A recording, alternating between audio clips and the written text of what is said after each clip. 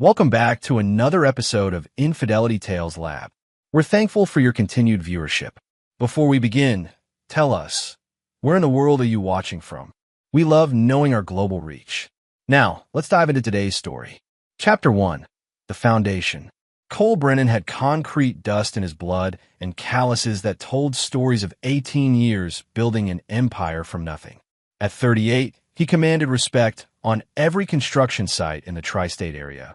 But his empire started with his immigrant parents Frank and Helen scraping together enough money to buy a single-use truck and a dream. While other kids play video games, Cole spent summers learning to pour foundations and read blueprints. By 16, he was running crews.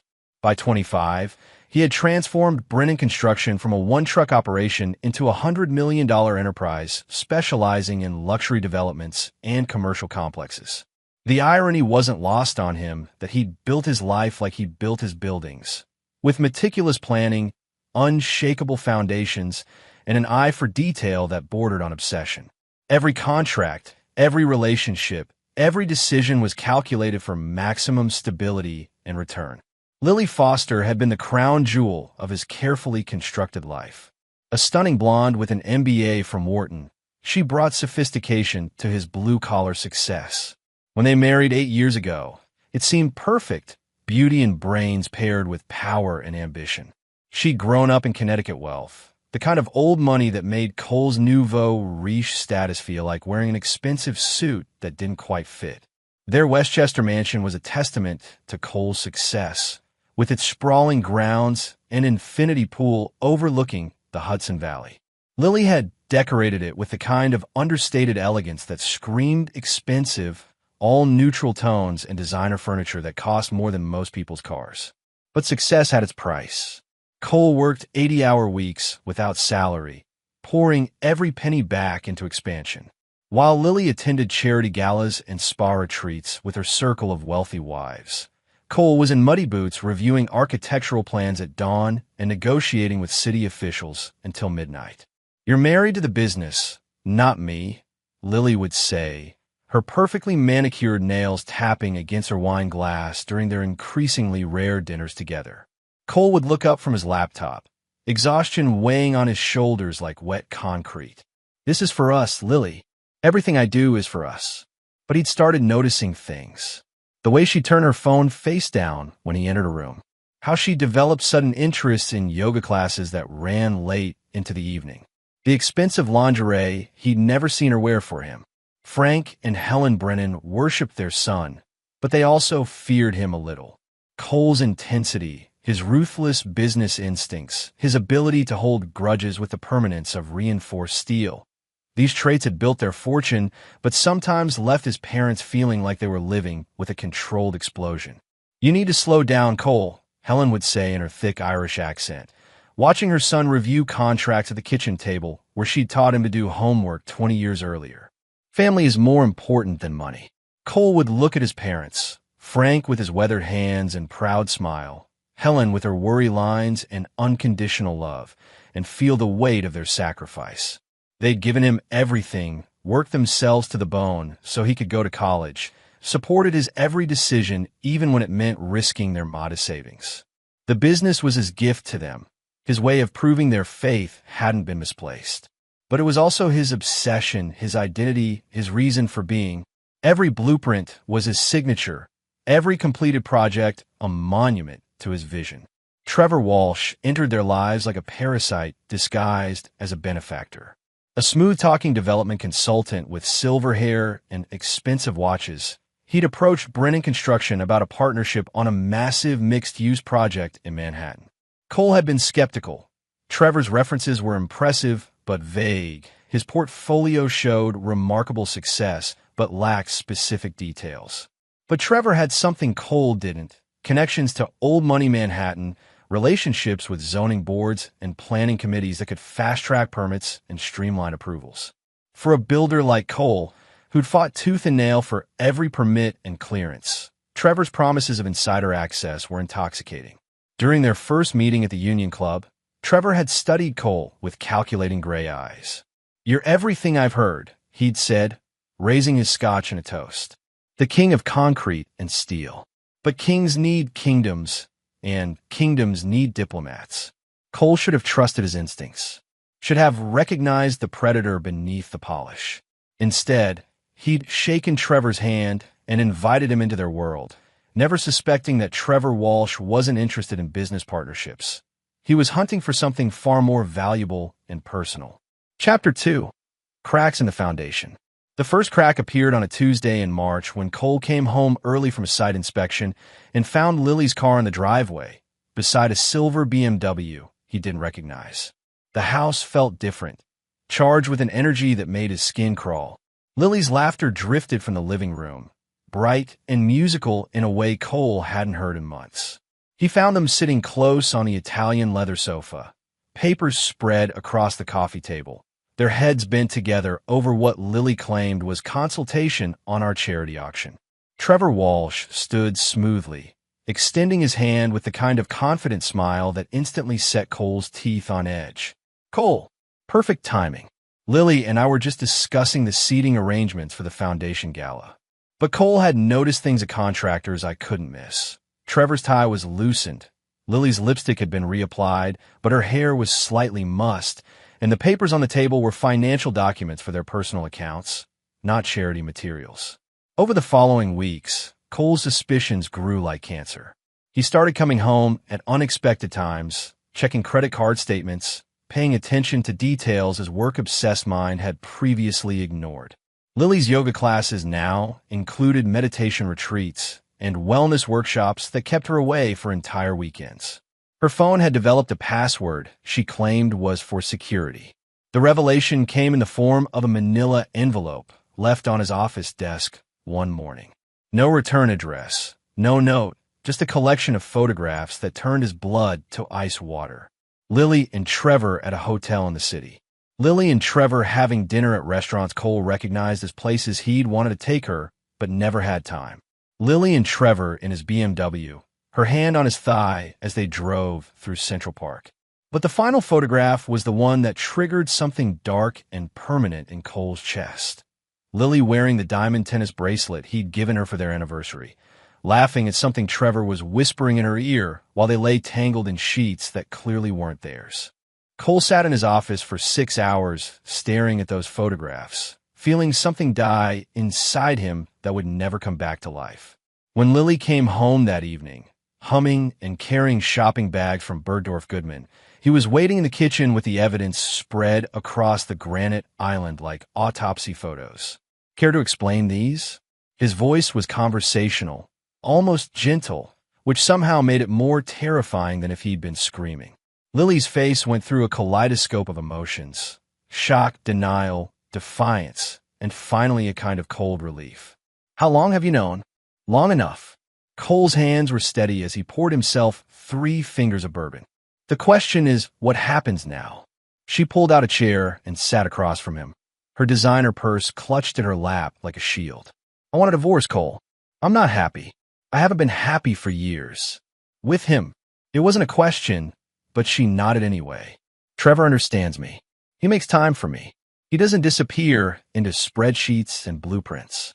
Cole took a slow sip of bourbon, studying his wife's face like he was reading structural plans. "How long?" 6 months.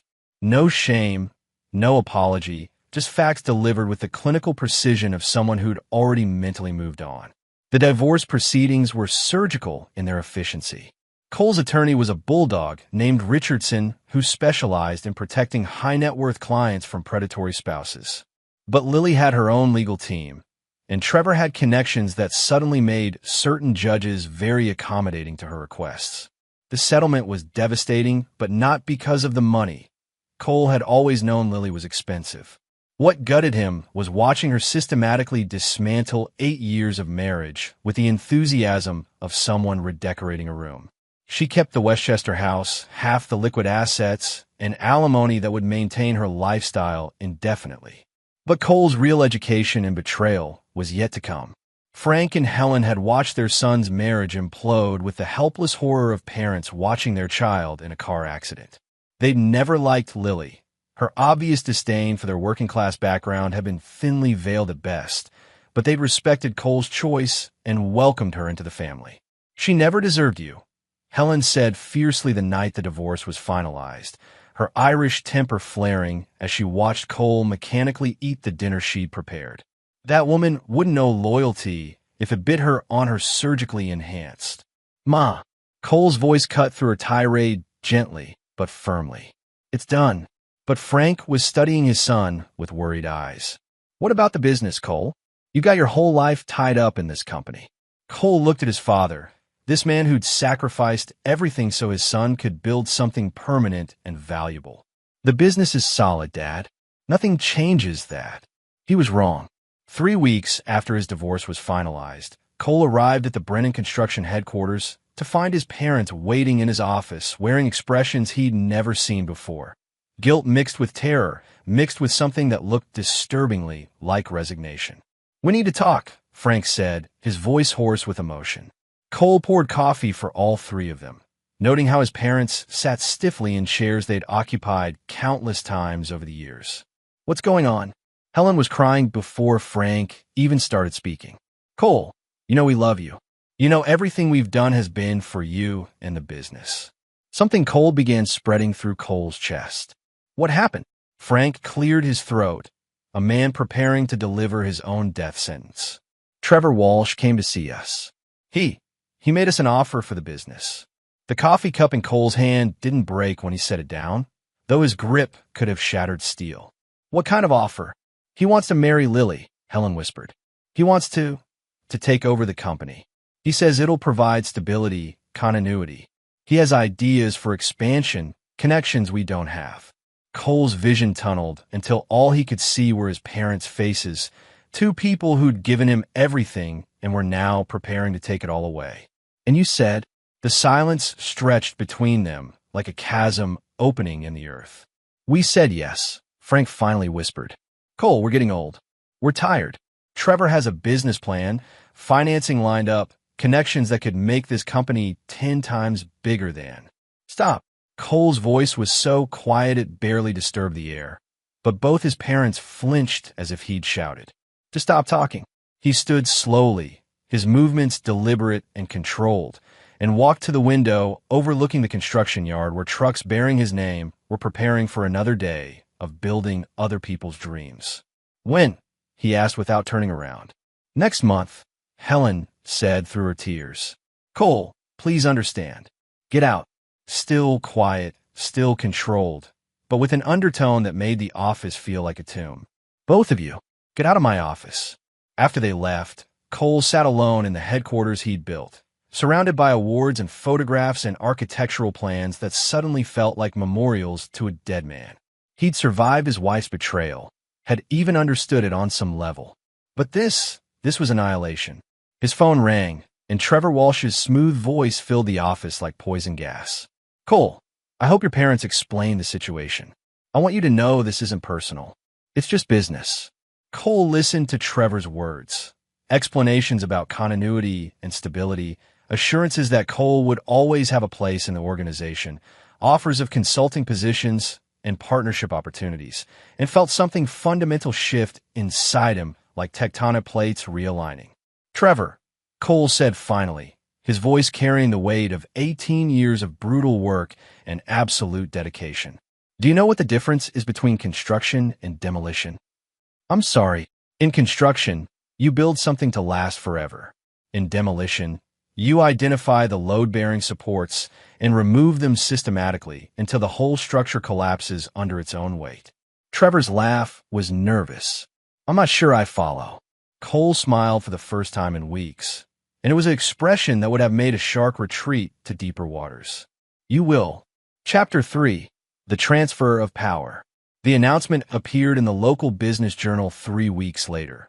Walsh assumes leadership of Brennan Construction in strategic acquisition. The photograph showed Trevor and Lily cutting a ribbon at the company headquarters, both of them wearing matching smiles and expensive suits that somehow made them look like gravediggers at a funeral. Cole had stopped coming to the office the day after his parents' betrayal. Instead, he spent his mornings running brutal 10-mile circuits through the woods behind his temporary apartment, pushing his body until his mind went blank and the rage became something manageable. His afternoons were spent in a different kind of preparation, making phone calls, reviewing contracts, and planning something that would make Sherman's march to the sea look like a family picnic. The transition was supposed to be seamless. Trevor had assured the board, the investors, and the major clients that nothing would change except improved efficiency and expanded opportunities.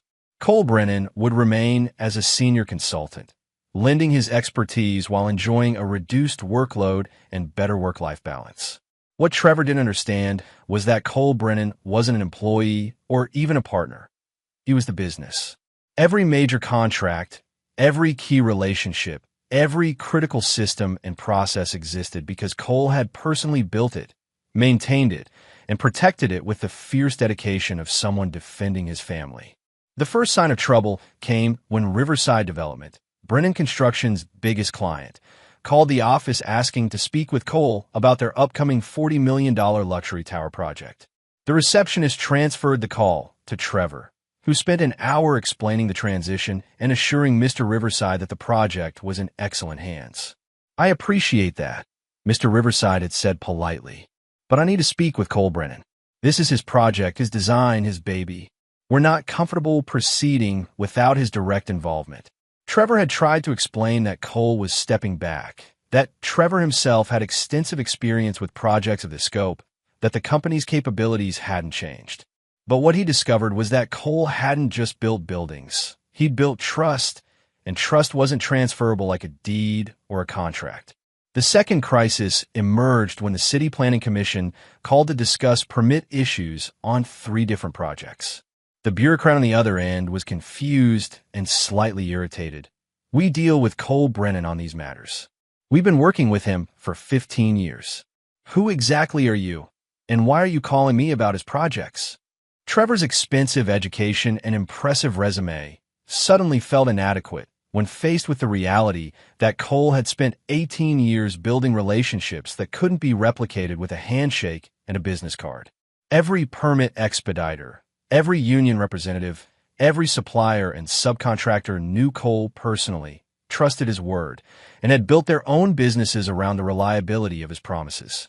By the end of the first week, Trevor was experiencing the administrative equivalent of trying to perform surgery with a butter knife. Nothing worked the way it was supposed to. Computer systems required passwords only Cole knew. Vendor accounts had payment terms and credit arrangements that existed on handshake agreements with Cole personally. Project timelines that looked straightforward on paper revealed themselves to be dependent on Cole's personal relationships with inspectors, suppliers, and municipal officials. Lily had watched her new husband's confidence erode with growing alarm. She'd married Trevor Walsh because he represented everything Cole wasn't: sophisticated, connected, refined. Trevor belonged to the right clubs, knew the right people, and promised to elevate her social status in ways Cole's blue-collar billions never could. But the man frantically making phone calls and sweating through expensive shirts while trying to manage a business he'd thought would run itself wasn't the suave operator who'd seduced her with promises of effortless wealth and endless leisure. "You said this would be easy," she'd snapped after finding Trevor in his study at 2 a.m, surrounded by contracts and looking like a man slowly drowning in paperwork. "You said Cole was replaceable." Trevor had looked up from municipal compliance manual with bloodshot eyes. "He is replaceable. It's just going to take time to establish new relationships." But time was the one thing they didn't have.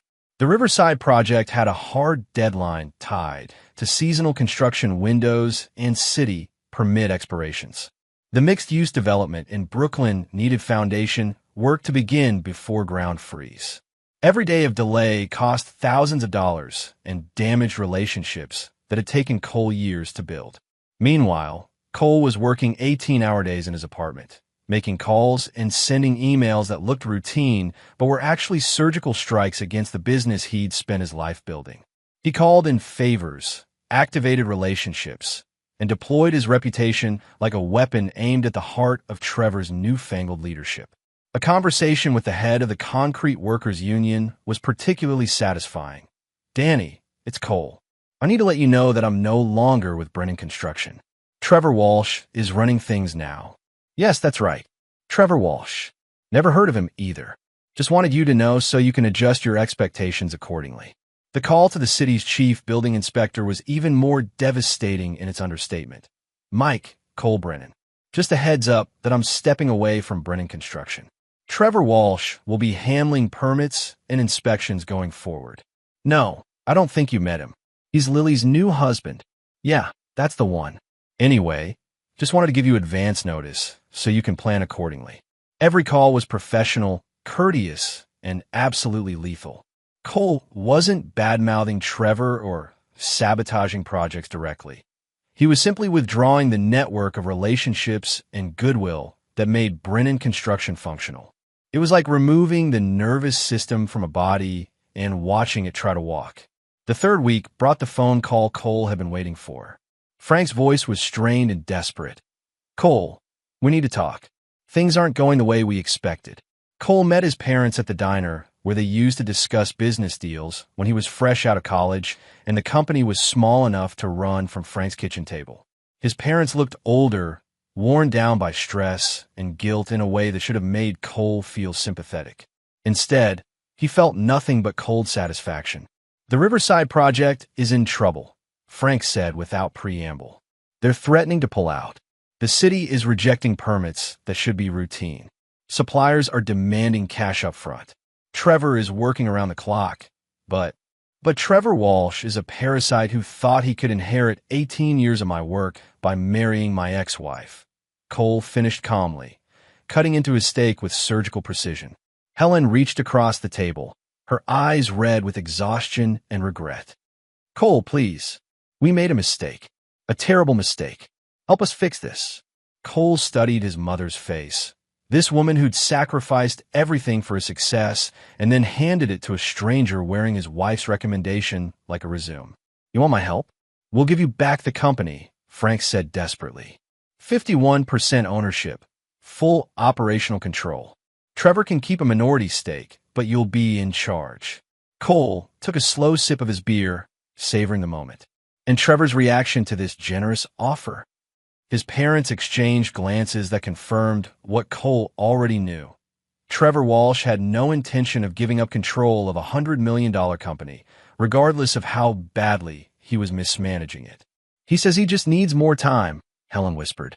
"He says the problems are temporary, that you're sabotaging the transition."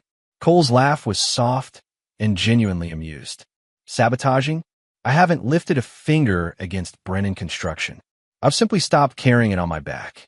He stood to leave, dropping cash on the table and looking down at his parents with eyes that held no warmth, no forgiveness, no familial affection.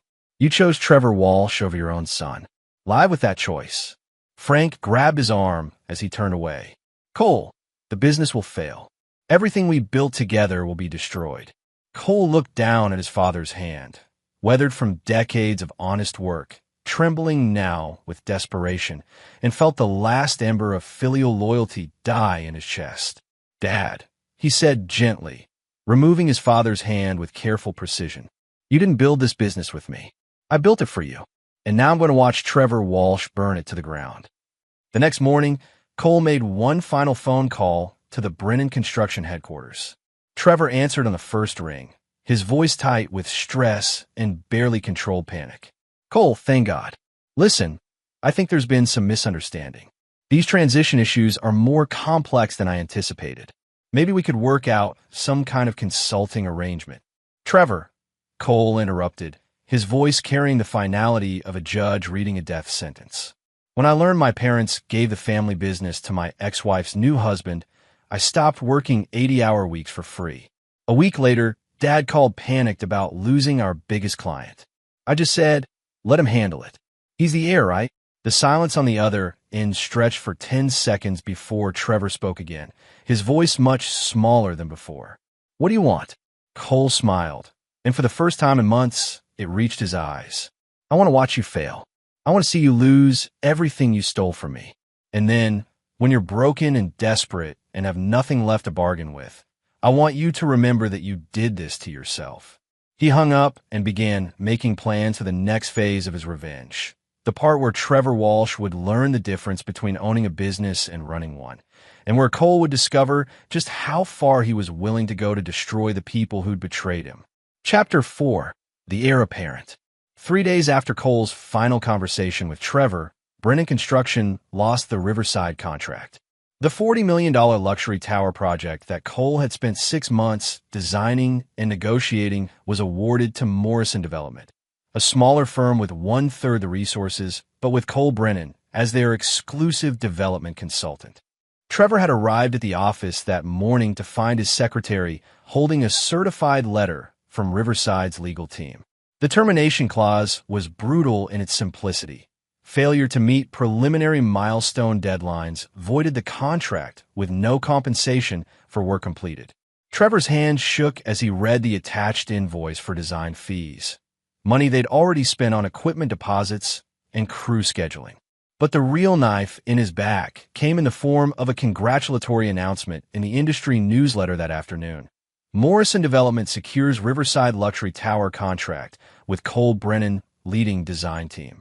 The accompanying photograph showed Cole shaking hands with Tom Morrison, both men smiling with the confidence of people who knew exactly what they were doing. Lily found Trevor in his office that evening, staring at quarterly projections that looked like a medical patient's vital signs flatlining. The confident man who'd promised her a lifestyle upgrade was hunched over spreadsheets like a student cramming for an exam he was destined to fail. "How bad is it?" she asked, though his expression had already answered the question. Trevor looked up with eyes that held the hollow desperation of someone watching his life's ambitions evaporate in real time. "We're hemorrhaging money. The Riverside contract was supposed to carry us through the winter. Without it, we'll have to lay off crews, cancel equipment leases, default on supplier agreements." Lily felt something cold settling in her stomach. She'd traded Cole's reliable security for Trevor's promises of something better, and now both seemed to be slipping away like water through her fingers. What about the other projects? The Brooklyn mixed-use development is stalled in permit hell. The commercial plaza in New Jersey has foundation issues that our structural engineer can't solve. Trevor's voice cracked slightly. Every problem we encounter seems to require expertise that walked out the door with your ex-husband. Meanwhile, Cole was having the most productive month of his career. Morrison Development had given him complete creative control and a partnership percentage that made his previous salary look like an allowance. More importantly, Tom Morrison understood that Cole came with relationships and reputation that couldn't be bought or replicated. You know, Morrison had said during their first official partnership meeting, "I've been trying to break into the high-end market for years. Contractors like us, we build solid, we build reliable, but we don't get invited to the parties where the real money gets discussed." Cole had smiled, already envisioning how to leverage his connections into opportunities that would dwarf anything Brennan Construction had ever attempted. "Tom, by this time next year, we won't need invitations. They'll be begging us to take their money." The plan was elegant in its simplicity. Systematically acquire every major project and key relationship that had made Brennan Construction successful, while simultaneously ensuring that Trevor Walsh's inexperience and desperation created enough chaos to prevent effective competition. Cole's first target was the municipal contracts that formed the backbone of Brennan's steady revenue. These weren't glamorous projects, school renovations, road repairs, municipal building maintenance, but they provided reliable cash flow and established credibility for larger bids. The key was understanding that municipal contracts weren't awarded based on who submitted the lowest bid, but on who had the most reliable track record and the best relationships with city officials. Cole had spent 15 years showing up to city council meetings, volunteering for community projects, and building trust with the bureaucrats who actually made contracting decisions. Trevor, meanwhile, was learning that wearing expensive suits and dropping names from his Columbia MBA program didn't carry much weight with a city planning commissioner who'd watched Cole Brennan deliver projects on time and under budget for the past decade. The conversation between Cole and Planning Commissioner Margaret Torres was a masterclass in strategic networking. "Maggie, I wanted to give you a heads up that I'm no longer with Brennan Construction. I've partnered with Morrison Development, and we're looking at bidding on the courthouse renovation project." "Cole, thank God," Torres had replied with genuine relief. "We were wondering what was happening over there." This Walsh character called yesterday asking about permit expedites, and honestly, We had no idea who he was or why he thought he could skip the normal review process. Yeah, Trevor's new to municipal work, Cole had said with diplomatic understatement. Anyway, Tom Morrison and I are putting together a proposal that I think will address all the historical preservation requirements while staying within budget. The courthouse renovation was a $15 million project that Trevor had been counting on to stabilize Brennan Construction's financial position. When Morrison Development was awarded the contract 2 weeks later, Trevor's reaction was volcanic. He'd stormed into Frank and Helen's office, demanding explanations for how their son was systematically destroying the business they'd handed over to him. "This is sabotage," Trevor had raged, waving the contract award letter like evidence of a crime. "Cole is deliberately undermining every project, poisoning every relationship. We need to take legal action." Frank had studied the younger man with the weary resignation of someone watching his life's work crumble. "What grounds? Cole isn't breaking any contracts or violating any agreements. He's just competing. He's using inside information, relationships he built while working for us. That has to be illegal." Helen had looked up from the financial statements that showed their company bleeding money like a severed artery. "Trevor, those relationships exist because Cole spent 18 years building trust and delivering results. You can't inherit loyalty like you inherit a bank account." But Trevor's desperation was evolving into something darker and more dangerous.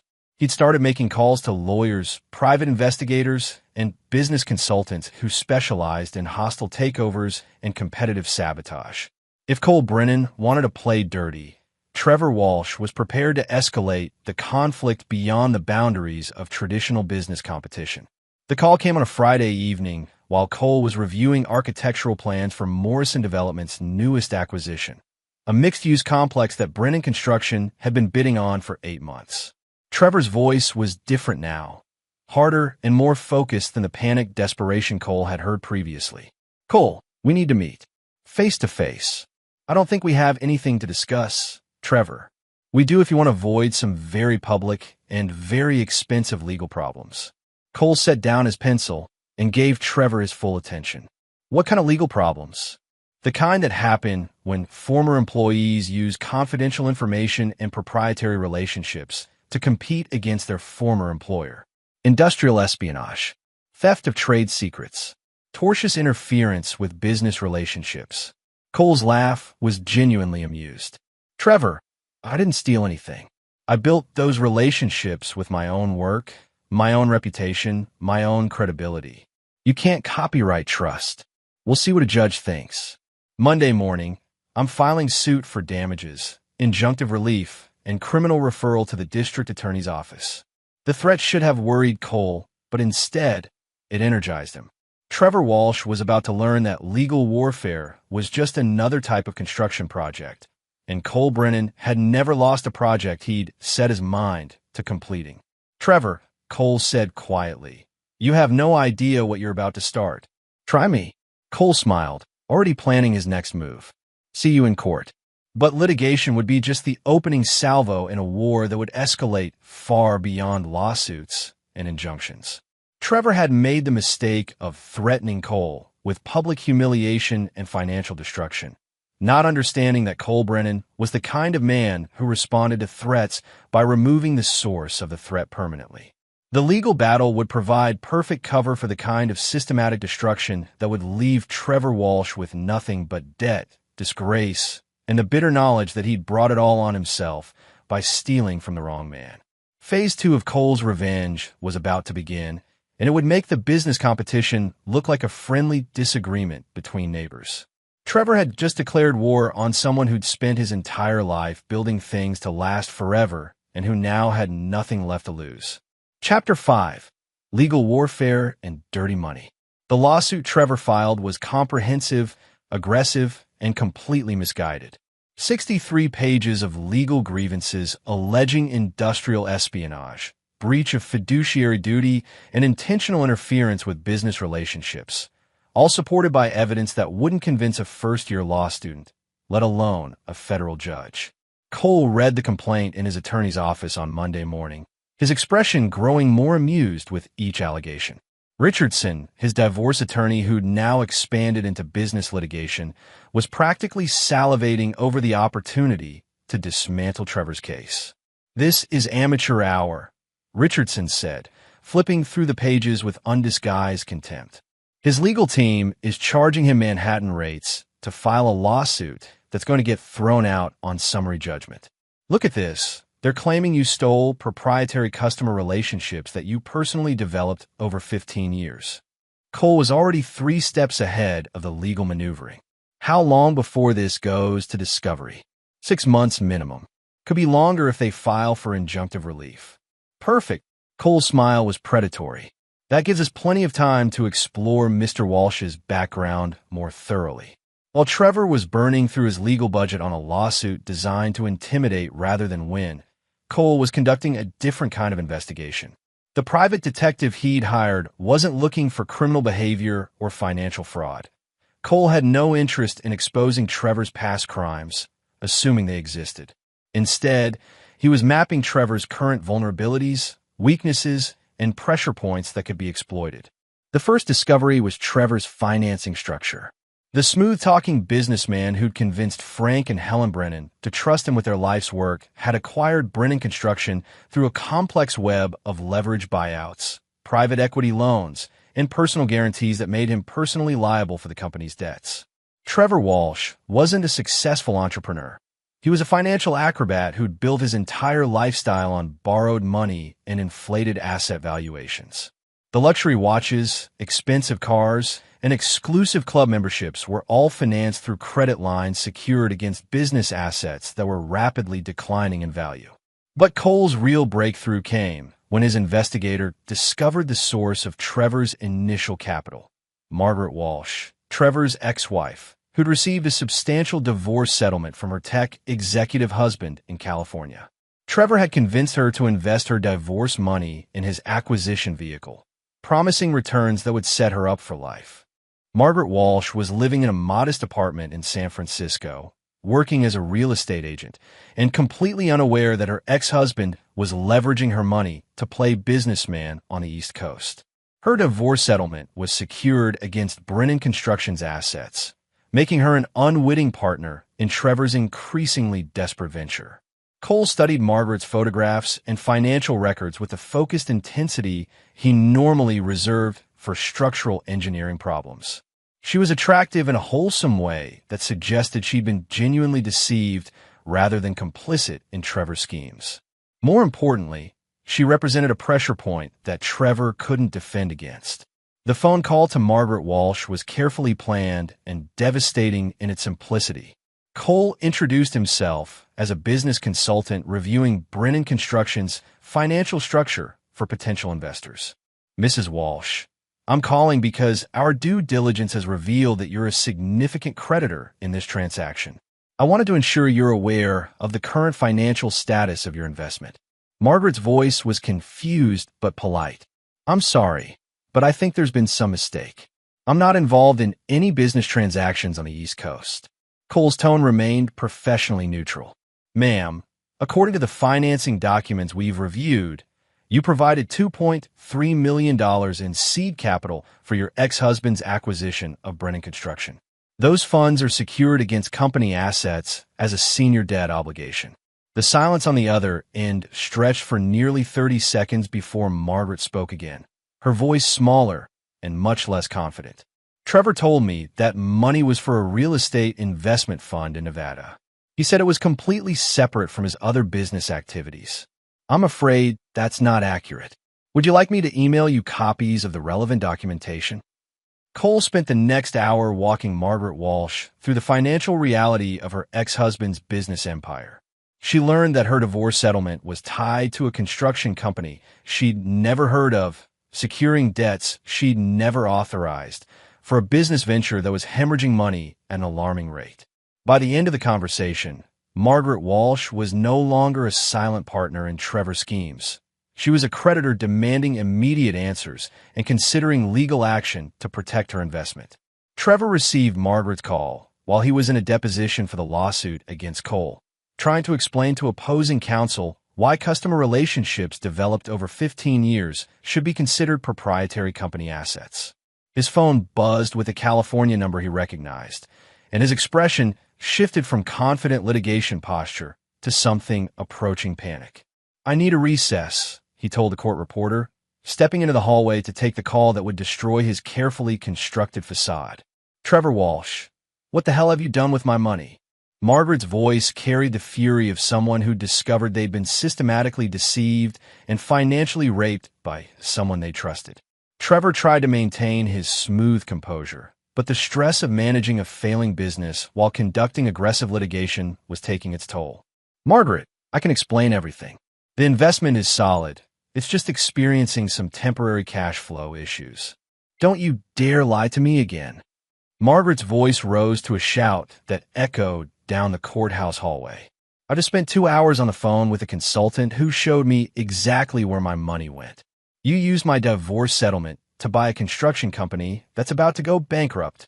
Trevor's carefully managed public image cracked as other attorneys and court personnel turned to stare at the well-dressed businessman having what appeared to be a very public financial meltdown in a federal courthouse.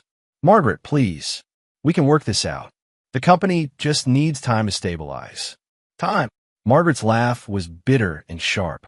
"Trevor, you're 3 months behind on debt service, your biggest contracts have been canceled, and you're burning through operating capital like you're trying to heat the building by setting money on fire. I want my investment back. I want it back now, and if you can't produce it, my attorney will be in touch about asset recovery options." The call ended with Margaret hanging up, leaving Trevor standing in a courthouse hallway, holding a dead phone, and realizing that his financial house of cards was about to collapse with spectacular and very public consequences. Cole, meanwhile, was already implementing the next phase of his plan. Margaret Walsh's financial panic would force Trevor to liquidate assets or secure emergency financing, both of which would require disclosing the true scope of Brennan Construction's financial problems to investors and creditors who've been operating under very different assumptions about the company's stability. But Cole's real masterstroke was yet to come.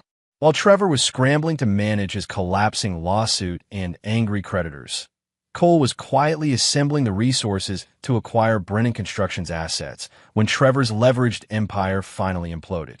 Morrison Development had grown substantially over the past few months, thanks largely to contracts and relationships Cole had systematically stripped away for Brennan Construction.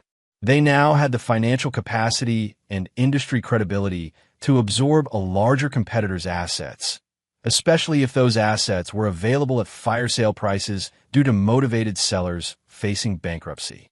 Cole's plan was elegant in its brutality: force Trevor into financial crisis, acquire Brennan Construction's remaining assets for pennies on the dollar, and rebuild the company under new ownership with Cole in complete control. Trevor and Lily would be left with nothing but debt and the bitter knowledge that their betrayal had cost them everything they tried to steal. But the plan required patience, precision, and perfect timing. Trevor Walsh was about to discover that Cole Brennan's greatest talent wasn't construction. It was destruction executed with the methodical precision of someone who understood exactly how to bring down structures built on weak foundations. The legal warfare was just beginning, but Cole had already won the war. Trevor just didn't know it yet. Chapter 6: The House of Cards Falls. The emergency board meeting at Brennan Construction felt like a funeral where the corpse kept trying to explain why it wasn't actually dead. Trevor sat at the head of the conference table, his silver hair slightly disheveled and his expensive suit doing little to mask the desperation radiating from him like heat from a fever. Frank and Helen Brennan occupied chairs that seemed too large for their shrinking frames, looking like refugees from their own company. The 3 other board members, local business leaders who'd invested in Brennan Construction during its growth years, studied financial reports with the grim expressions of doctors reviewing terminal diagnoses.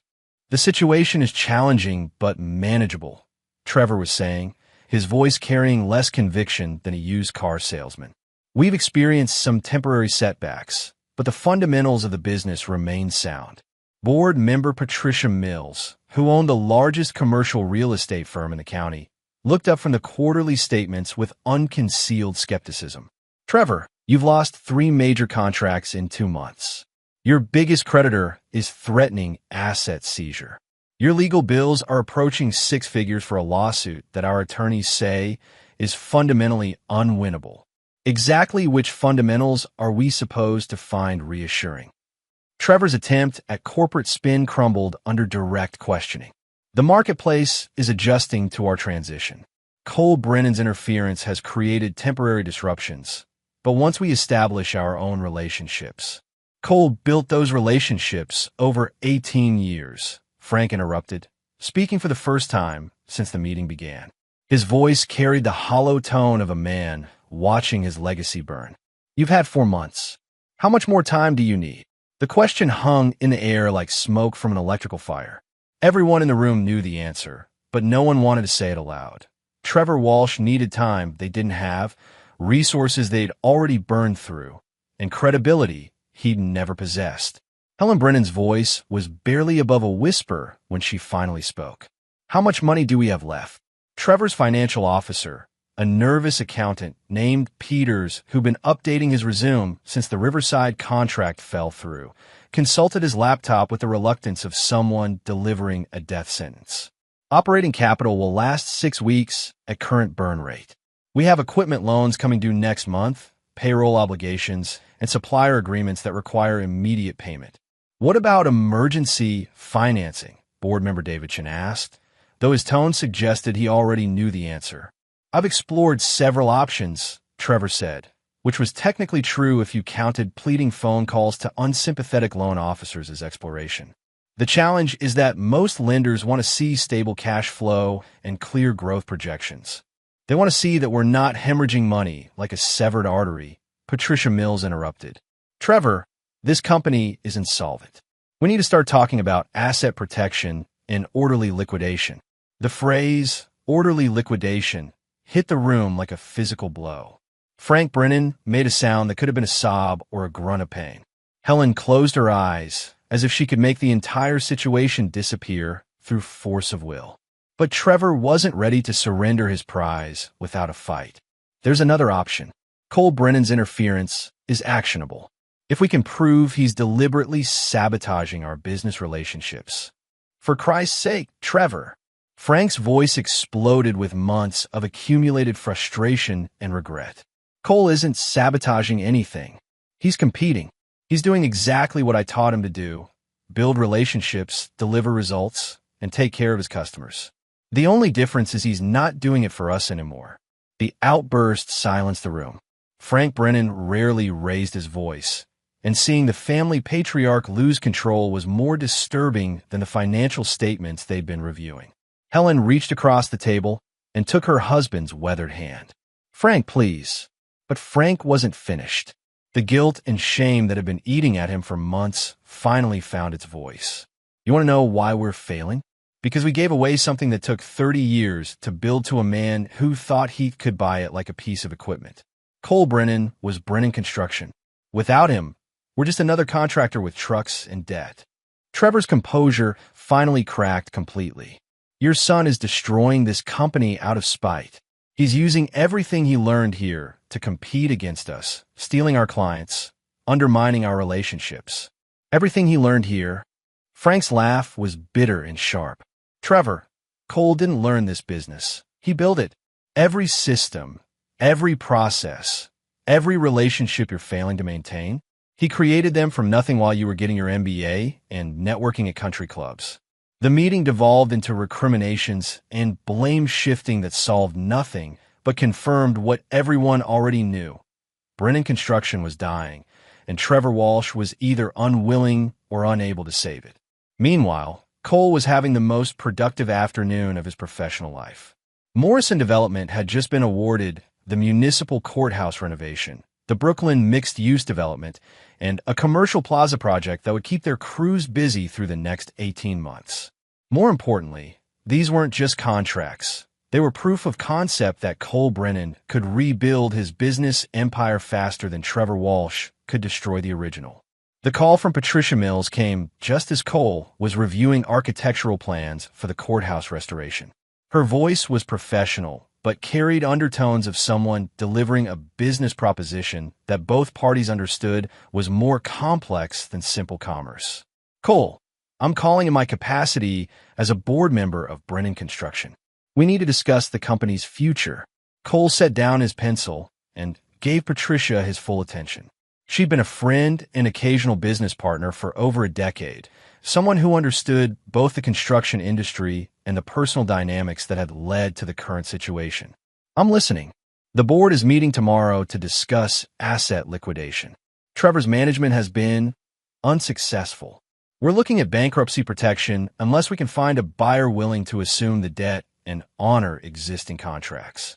Cole felt a surge of satisfaction that he was careful to keep out of his voice. That's unfortunate. Frank and Helen must be devastated. They are, but they're also pragmatic enough to know that emotional attachment won't pay the bills or save the company. Patricia paused, choosing her words carefully. Cole, if Morrison Development were interested in acquiring Brennan Construction's assets, the board would be very receptive to discussions. The offer was exactly what Cole had been positioning for, but he let silence stretch between them, maintaining the illusion that he needed to consider an opportunity he'd been engineering for months. What kind of assets are we talking about? Equipment, active contracts, client relationships, the headquarters building. Essentially everything except the debt structure, which would remain Trevor's responsibility. Cole smiled, though Patricia couldn't see it through the phone. Trevor had leveraged his personal assets to acquire Brennan Construction, which meant he'd remain personally liable for the debt even after losing control of the business. It was financial death by 1,000 cuts, slowly bleeding money to creditors while watching someone else profit from the assets he'd thought he owned. I'd need to review the numbers, Cole said, maintaining his professional tone. And any acquisition would be contingent on Morrison Development having complete operational control. Of course, Trevor would retain a minority ownership stake, but operational decisions would be entirely yours. Cole almost laughed at the irony. Trevor Walsh would become a silent partner in the business he'd stolen, watching Cole rebuild it while remaining legally obligated to pay the debts Trevor had accumulated during his disastrous tenure.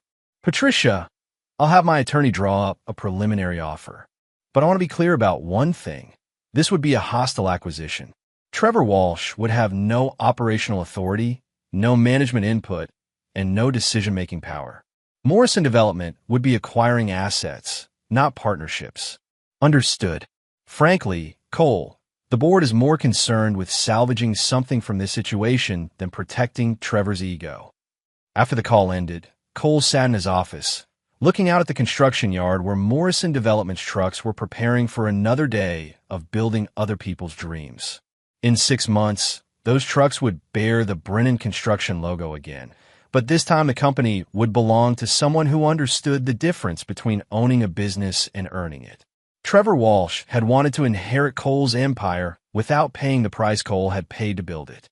Soon, Trevor would learn that some things couldn't be stolen. They could only be earned through 18 years of brutal work, absolute dedication, and the kind of ruthless determination that turned betrayal into motivation rather than defeat. The final phase of Cole's revenge was about to begin, and it would be far more devastating than anything Trevor could have imagined when he'd first decided to steal another man's life. Chapter 7. The Acquisition. The Morrison Development Conference Room felt like a courtroom where the verdict had already been decided. Cole sat at the head of the polished mahogany table, flanked by his attorney Richardson and financial advisor Catherine Lynch, reviewing acquisition documents that would effectively erase Trevor Walsh from the construction industry. Across the table, Trevor looked like a man attending his own execution. His expensive suit couldn't hide the weight loss, the shadows under his eyes, or the way his hands trembled slightly as he signed papers that would strip him of everything he'd thought he'd won. His own attorney, a corporate specialist named Hendricks, kept shooting apologetic glances that suggested he'd advised against this meeting entirely. Frank and Helen Brennan sat to Trevor's right, their faces etched with the kind of grief normally reserved for actual funerals. They were watching their life's work change hands for the second time in a year, but this time they understood they were selling to someone who'd earned the right to own it. The acquisition price is $4.2 million, Catherine Lynch announced, her voice carrying the clinical precision of someone reading a medical examiner's report. Morrison Development will assume all active contracts, equipment leases, and client relationships. Mr. Walsh retains responsibility for all existing debt obligations, legal liabilities, and creditor agreements. Trevor's attorney leaned forward. My client should clarify that the debt obligations total approximately $7.8 million.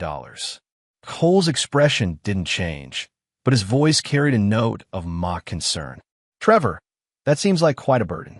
Are you sure you can handle the financial responsibility? The question was designed to humiliate, and it succeeded. Trevor had spent months positioning himself as a sophisticated businessman who could manage a complex enterprise, and now he was being forced to admit that his management had accumulated debt nearly twice the company's current value. The debt is manageable, Trevor said through gritted teeth, though everyone in the room knew he was lying. Patricia Mills, representing the board's interests, cleared her throat diplomatically. Perhaps we should review the operational transition timeline. Cole smiled with the satisfaction of someone about to deliver the final stroke. There won't be a transition period. Morrison Development takes operational control immediately upon contract execution. All management decisions, personnel assignments, and strategic planning become our exclusive responsibility. What about existing staff? Helen asked, speaking for the first time since the meeting began. Any employee who wants to continue working for what's about to become Brennan Construction again will be welcome, Cole said, his voice softening slightly when addressing his mother. Anyone who prefers to seek opportunities elsewhere will receive appropriate severance and references. Trevor's face had gone pale as he realized the full scope of what was happening. He'd thought this was a business transaction that would leave him as a minority partner with reduced responsibilities. Instead, he was being completely ejected from the company he'd acquired through marriage and leverage buyouts. I want to retain some operational input, Trevor said desperately. Advisory, capacity, strategic consultation, something that recognizes my investment and expertise. Cole's laugh was genuinely amused. Trevor, your expertise has cost this company 60% of its value in 4 months. What exactly would you advise us to do? How to lose more contracts? How to alienate more clients? How to accumulate more debt? Richardson slid a thick folder across the table to Trevor's attorney. Your client might want to review these documents before making any demands about ongoing involvement. Hendricks opened the folder, and his expression immediately shifted from professional concern to barely concealed alarm.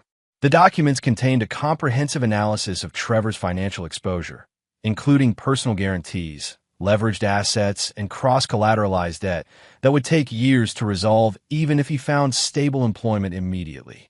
Your client is personally liable for equipment loans, supplier agreements, and legal settlements that will continue generating obligations long after this acquisition is completed, Richardson explained with clinical detachment. Frankly, Mr. Walsh should be focused on bankruptcy protection rather than management consultation. Trevor's composure finally shattered completely. This is extortion. You're stealing a company that I legitimately acquired. Cole's voice remained perfectly calm. Trevor, you acquired this company through marriage to my ex-wife and promises you couldn't keep to parents who trusted your lies. I'm acquiring it through legitimate business competition and superior performance. The difference is that I actually know how to run it. Frank Brennan had been silent through most of the negotiation, but now he looked across the table at his son with eyes that held recognition, regret, and something that might have been pride. Cole, Frank said quietly, we owe you an apology that can never be adequate. We let fear and age and stupidity convince us to give away something that belonged to you. Cole studied his father's face, this man who'd sacrificed everything to build a business that could support his family and provide opportunities for his son. For the first time since this entire nightmare began, Cole felt something other than cold fury. Dad, you built this company from nothing. You gave me opportunities and training and support that most people never get. You don't owe me an apology for trusting the wrong person.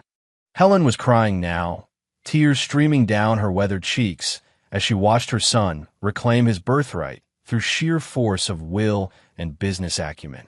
"Will you keep the Brennan name?" she asked through her tears. Cole's smile was gentle and genuine for the first time in months. "Ma, it was always the Brennan name. That never changed." The contract signing took another hour, with Trevor reluctantly executing documents that would leave him financially devastated but legally powerless to interfere with the company's operations. When the last signature was complete, Cole stood and walked around the table to where Trevor sat, slumped in defeat. "Trevor," Cole said quietly, "I want you to understand something. This isn't about business competition or market dynamics. This is about the difference between earning something and stealing it. You thought you could inherit 18 years of my work by marrying my ex-wife. Now you get to learn what it feels like to lose everything you thought you owned." Trevor looked up with eyes that held a mixture of hatred and desperation. "This isn't over, Cole. I won't just disappear quietly." Cole's expression hardened back into the merciless focus that had driven his revenge campaign. "Trevor, you're $7.8 million in debt, personally liable for business obligations you can't meet, and legally prohibited from interfering with Brennan Construction's operations. You're already disappearing. The only question is how much noise you'll make while you're sinking." He turned to address the room. "Morrison Development will transition Brennan Construction back to independent operations within 60 days. All current employees will receive new contracts with improved compensation packages. All existing clients will be contacted personally to ensure continuity of service." Cole paused at the door, looking back at Trevor one final time. "Oh, and Trevor, Lily's alimony payments from my divorce settlement in next month. I hope she's been saving money, because you're about to find out how expensive it is to maintain a lifestyle you can't afford." The door closed behind him with the finality of a tomb sealing shut, leaving Trevor Walsh alone with the wreckage of his ambitions and the dawning realization that Cole Brennan's revenge was far from over. Chapter 8. The Unraveling. The first eviction notice arrived at Trevor and Lily's Westchester mansion on a Tuesday morning, delivered by a sheriff's deputy who seemed apologetic about the whole business. Lily stood in her silk robe and designer slippers, staring at legal documents that might as well have been written in hieroglyphics for all the sense they made to her. "There must be some mistake," she told the deputy, her voice carrying the confident dismissal of someone accustomed to problems that money could solve. "My husband handles all the financial matters." The deputy, a middle-aged man who delivered enough bad news to recognize denial when he saw it, simply nodded. "Ma'am, you'll need to contact the creditor directly. The paperwork explains your options." After he left, Lily found Trevor in his study, surrounded by towers of legal documents and empty coffee cups, looking like a general planning a defense with an army that had already deserted. His silver hair was uncombed, his expensive shirt wrinkled from sleeping in his chair, and his eyes held the hollow stare of someone watching his world collapse in real time. "Trevor, there's a man here saying we're being evicted. That's impossible, right? This is our house." Trevor looked up from a credit card statement that might as well have been a suicide note. "Lily, we need to talk." The conversation that followed was a masterclass in financial devastation. Lily learned that the mansion was mortgaged against Trevor's business assets, which now belonged to Cole Brennan. The cars were leased through corporate accounts that had been frozen. The credit cards were maxed out and being called in by banks that no longer considered Trevor a reliable risk. "How much money do we have?" Lily asked, her voice small and frightened. Trevor's laugh was the sound of a man who'd run out of miracles. "In liquid assets? About $8,000. Maybe 10 if we sell your jewelry." Lily felt the room spinning as she processed the magnitude of their situation. "But you said you were a successful businessman. You said you had investments, connections, resources. That's a lot of things." Trevor's voice carried the bitter resignation of someone who'd gambled everything on a losing proposition. "I leveraged everything I owned to buy Brennan Construction. When Cole destroyed the business, he destroyed me too." The financial unraveling accelerated over the following weeks like a controlled demolition. The mansion went into foreclosure. The luxury cars were repossessed. The country club memberships were canceled for non-payment. Trevor's carefully constructed image as a successful entrepreneur evaporated like morning mist, leaving behind only debt and the bitter knowledge that he'd been systematically outmaneuvered by someone he'd underestimated. But Cole wasn't finished. The private investigator Cole had hired wasn't looking for criminal evidence or financial fraud. He was mapping every aspect of Trevor and Lily's social and professional networks, identifying pressure points that could be exploited to ensure their exile from the circles they'd try to join. The revelation came in the form of a detailed report about Trevor's previous business ventures, all of which followed the same pattern. Charm investors with impressive credentials, leverage their money to acquire assets, then systematically strip value while accumulating personal debt. Trevor Walsh wasn't a businessman. He was a financial parasite who moved from host to host, leaving destruction in his wake. Margaret Walsh in California had been his first victim, not his ex-wife. She'd been his business partner until he'd maneuvered her out of their real estate development company, using her own investment capital to buy her out at a fraction of the business's actual value. The divorce settlement she thought she was investing was actually money she was owed from the partnership he dissolved through legal manipulation. But the most damaging discovery was Trevor's current employment history. He'd been working as a consultant for Meridian Development, a mid-tier construction firm that specialized in municipal contracts. His job had given him inside information about Brennan Construction's bidding strategies, client relationships, and financial vulnerabilities, information he'd used to position himself as a potential buyer. Trevor Walsh hadn't stumbled into an opportunity to acquire Brennan Construction. He'd been planning the acquisition for months, using inside information and deliberate manipulation to create the circumstances that would allow him to steal Cole's life's work.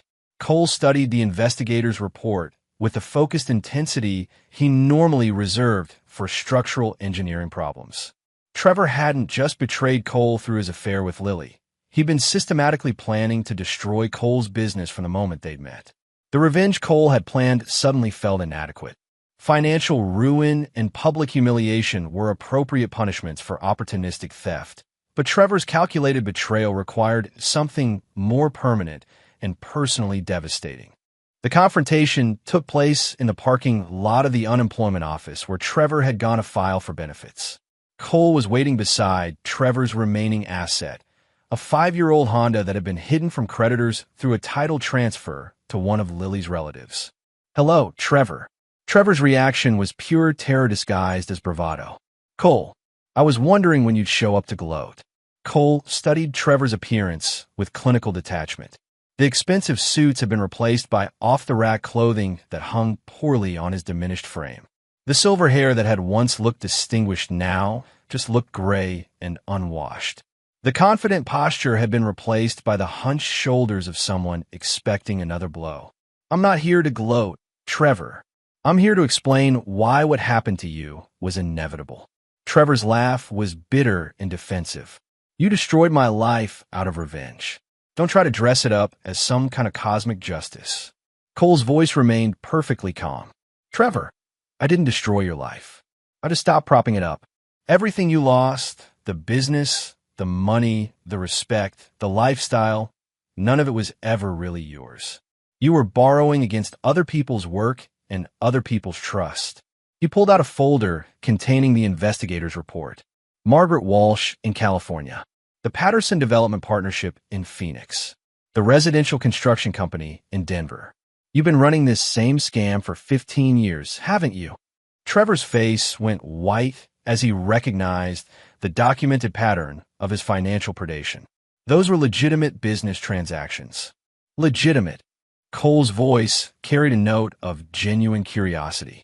"Trevor, you systematically identified successful businesses, infiltrated their operations, gained the trust of key stakeholders, then engineered circumstances that allowed you to acquire control while leaving the original owners responsible for the debt." The folder hit the Honda's hood with a sound like a gavel falling. "You're not a businessman, Trevor. You're a financial predator. And predators only survive as long as their prey doesn't recognize what they are." Trevor's composure cracked completely. "What do you want? Money? I don't have any. Apologies? Fine, I'm sorry. Revenge? You've already destroyed everything I had." Cole stepped closer, his voice dropping to barely above a whisper. "Trevor, What I want is for you to understand that this isn't over. You thought you could steal my life, destroy my family's business, and move on to your next victim. But I'm not going to let you disappear into whatever hole you crawl into next. He leaned against the Honda, his casual posture contrasting with the menace in his voice. I'm going to make sure that every potential employer, every potential investor, every woman who might be stupid enough to trust you, knows exactly what you are. You're going to discover that reputation follows you everywhere, and yours is going to make you unemployable. Trevor's face had gone from white to gray. That's harassment. I could file charges. Cole's smile was genuinely amused. File charges for what? Telling the truth? Trevor, everything in that folder is documented fact. Public records, court filings, financial statements. I'm not going to have to lie about you to destroy your future. I just have to make sure people know your past. He pushed away from the car and started walking toward his truck. Oh, and Trevor? Lily's divorce attorney contacted me yesterday. Apparently, she's decided that being married to a financially devastated con artist isn't the lifestyle upgrade she was looking for. She'll be moving back in with her parents in Connecticut while she figures out her next move. The sound Trevor made might have been a sob or a growl of rage. Cole didn't turn around to check. He'd said everything he'd come to say, and Trevor Walsh's emotional breakdown wasn't his concern. But Cole's revenge was entering its final phase, and the psychological destruction he'd just delivered was only the beginning of Trevor's real education and consequences. There were still debts to be paid, lessons to be learned, and prices to be extracted from people who'd betrayed trust and family loyalty. The war was almost over, but the most brutal battles were yet to come. Chapter 9, Final Reckoning. 6 months after reclaiming Brennan Construction, Cole stood in his father's hospital room, watching machines monitor the vital signs of a man who'd built an empire with his bare hands and nearly lost it through misplaced trust. Frank's heart attack had been massive, but not fatal. The kind of warning that forced conversations about mortality and legacy that proud men usually avoided until it was too late. The doctors say you'll be fine, Cole said, settling into the bedside chair that had become his second office. But they want you to retire. No stress, no heavy lifting, no 12-hour days arguing with contractors. Frank's smile was weak but genuine. Sounds like hell. Helen looked up from her knitting, her eyes red with exhaustion and worry. Frank Brennan, you'll do exactly what the doctors tell you, or I'll finish what that heart attack started. The family dynamic felt different now. Less strained, more honest. The betrayal and reconciliation had burned away the polite distance that had developed over the years, leaving behind the raw affection of people who'd survived something terrible together. What about the business? Frank asked, though they all knew the answer. Cole had spent the past months rebuilding Brennan Construction into something larger and more successful than it had ever been. The combination of Morrison Development's resources with the Brennan name's reputation had created opportunities that neither company could have achieved separately. They were now the largest construction firm in the tri-state area, with projects that would keep them busy for the next 5 years. The business is solid, Dad. Better than solid. We're turning away work because we don't have enough crews to handle all the contracts. Frank nodded, his eyes drifting to the window, where he could see construction cranes in the distance. Cole, I need to ask you something, and I want an honest answer. Cole set down the quarterly reports he'd been reviewing. Anything. Do you forgive us? Your mother and me, for what we did with Trevor. The question hung in the room like smoke from an electrical fire. Helen stopped knitting, her fingers frozen in mid-stitch. The machines continued their electronic chorus, marking time while Cole considered how to answer. Dad, you and Ma sacrificed everything to build something permanent for our family. You worked 18-hour days so I could go to college. You invested your life savings in equipment and contracts that could have failed. You taught me everything I know about business, about integrity, about what it means to build something that lasts. Cole paused, choosing his words carefully. Trevor Walsh convinced you that I was burning out, that the business needed fresh leadership, that change would be good for everyone. He manipulated your love for me and your fear for the company's future. You didn't betray me. You were betrayed by someone who understood exactly how to exploit your best instincts. Frank's eyes were bright with tears he was too proud to shed. But we should have trusted you. We should have known. Dad, you to trust me. You trusted me to understand why you made the choices you made, and you trusted me to fix the problems those choices created. Cole's voice carried the certainty of someone who'd thought through every aspect of a complex situation. You were right on both counts. Helen finally spoke, her voice barely above a whisper. What about Trevor and Lily? What happened to them? Cole's expression hardened slightly, but his voice remained conversational. Trevor Walsh is currently working as a night security guard in Philadelphia, living in a studio apartment and making monthly payments on debt that will take him the rest of his life to clear. Every background check for any job better than minimum wage reveals his financial history and business failures. He's unemployable in any industry that requires trust or responsibility. And Lily moved back in with her parents in Connecticut after her divorce from Trevor was finalized. She's working at a boutique in Greenwich, trying to rebuild her social standing with people who remember when she was married to someone successful. Cole's smile was coldly satisfied.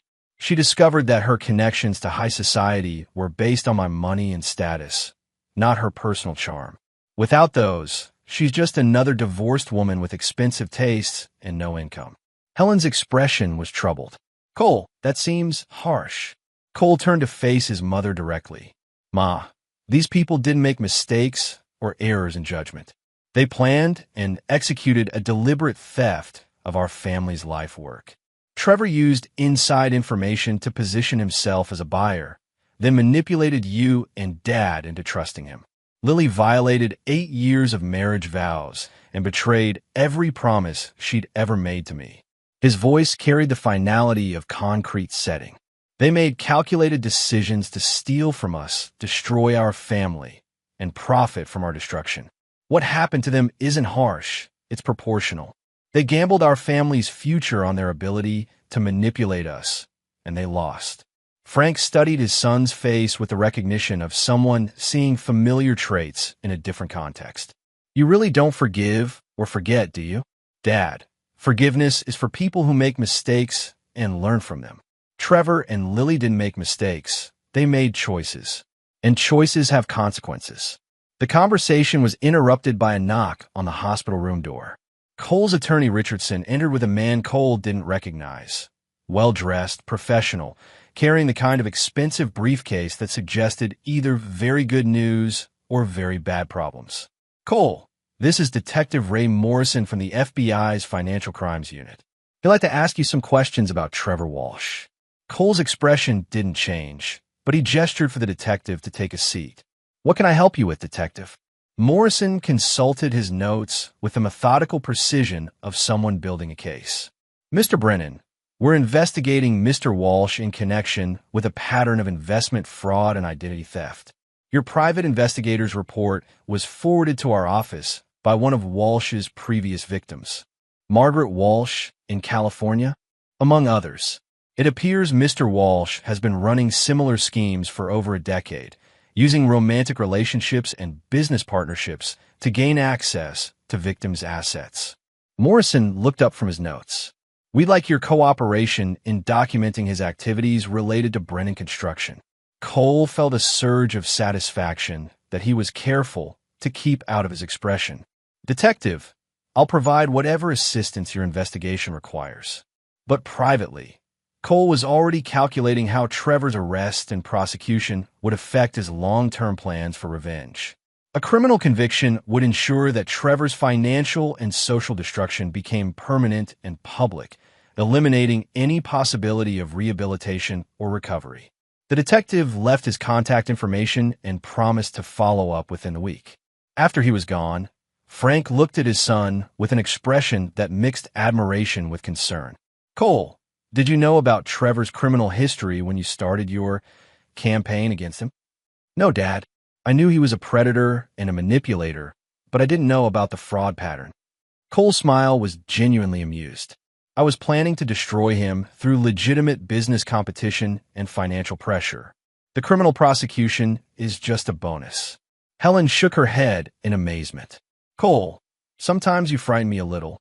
Ma, I don't start fights. But when someone attacks our family, I finish them completely and permanently. Cole's voice carried the implacable certainty of someone who'd never lost a battle he'd chosen to fight. Trevor Walsh and Lily made the mistake of thinking they could steal from us and move on to their next victims.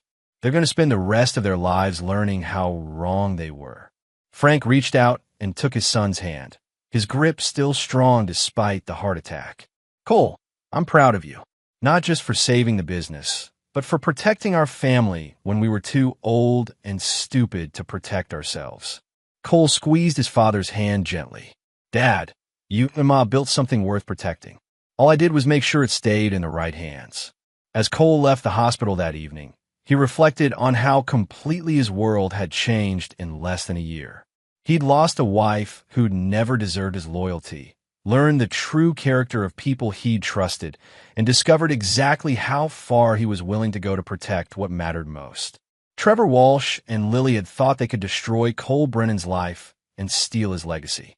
Instead, they'd freed him from illusions about loyalty and love, taught him the value of ruthless determination, and provided him with the motivation to build something larger and more permanent than anything he'd previously imagined. Brennan Construction was no longer just a family business. It was a monument to the principle that some people couldn't be betrayed, some things couldn't be stolen, and some men never forgave anyone who mistook their devotion for weakness. Cole Brennan had learned to build with concrete and steel, but his greatest construction project had been himself, forged in betrayal, tempered by revenge, and built to last forever. The war was over, and Cole had won so completely that his enemies would spend the rest of their lives paying the price for underestimating what happens when someone steals from the wrong man. Frank and Helen would live to see their grandchildren inherit a business empire that dwarfed anything they'd originally imagined, built by a son who'd proven that some legacies are worth any price and some betrayals deserve permanent consequences. Trevor Walsh would die in poverty and obscurity, a cautionary tale about the difference between earning success and stealing it. And Cole Brennan would continue building, creating, and protecting what mattered most, secure in the knowledge that he'd never again trust anyone who hadn't earned it through years of proven loyalty. Some lessons are worth learning, no matter how much they cost.